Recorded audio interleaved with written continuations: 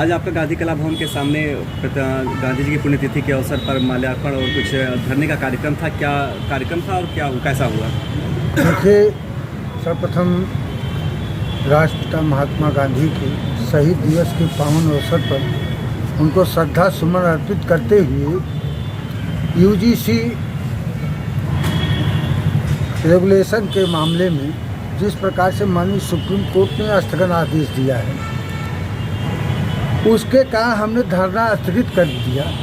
और इसलिए धरना स्थगित कर दिया कि अगली कार्रवाई तक, जब तक यूजीसी रेगुलेशन निरस्त नहीं किया जाता, खत्म नहीं हो जाता है, तब तक आंदोलन चलता रहेगा। क्योंकि आज की स्थिति में अगर आज हम पुण्यतिथि के अवसर पर अगर माननीय सुप्रीम कोर्ट का आदेश ना आया होता तो संभवतः आज हजारों की संख्या में यहाँ बैठे होते।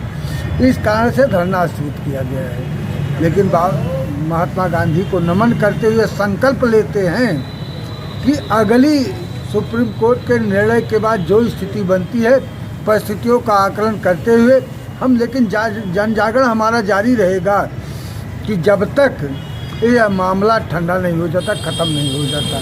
कारण यह है कि अगर हम शांत हो गए तो इस सरकार पर विश्वास नहीं है। जिस सरकार ने इस यूजीसी रेगुलेशन लाया है उस पर विश्वास नहीं है।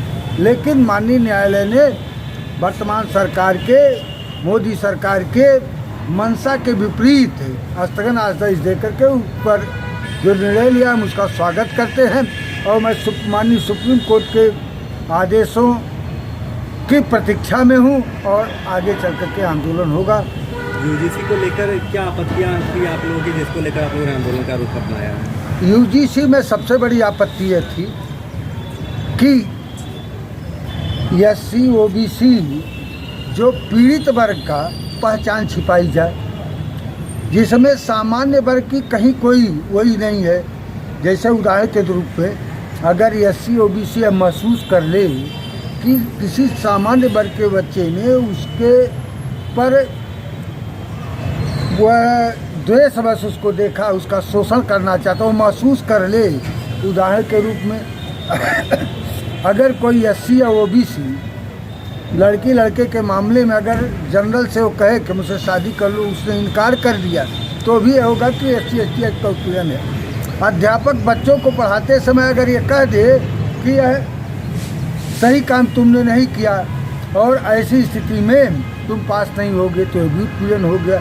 छात्र से लेकर के वाइस चांसलर तक इस व्यवस्था में आते हैं। और दूसरी सबसे बड़ी दुर्व्यवस्था यह थी कि पीड़ित वर्ग के का कोई न्याय जांच नहीं होगी, उसकी पहचान और जांच भी नहीं होगी। अगर उसका फर्जी तरीके से अगर किसी पर आरोप लगाता है बिना जांच किए, यह अपराध सिद्ध माना जाता है। सवर्ण जात में पैदा होना ही इस यूजीसी के नियम में वो अपराधी माना जाता था। इसलिए हम उसका विरोध करते हैं। क्या इससे ऐसा लगता है कि समाज में एक खाई बन रही है, इससे दो वर्गों के बीच भेदभाव बहुत गहरा हो जाएगा? देखिए, वर्तमान समय की स्थिति है, हर जातिवाद संगठन है। और ऐसी स्थिति में जहां आज़ादी के 77 का लगभग 79 साल हो रहे हैं और इसके बीच में अगर जातिवाद की इसी तरीके से व्यवस्था कायम रही तो देश टूटने के गांव पर हो जाए। आज एक दूसरी जातियाँ एक दूसरे से नफरत की निगाह से देखने लगते हैं और एक धर्म के लोग दूसरे धर्म को नफरत की निगाह से देख रहे हैं और यह नफरत पैदा करके वर्तमान की राजनीति चल रही है।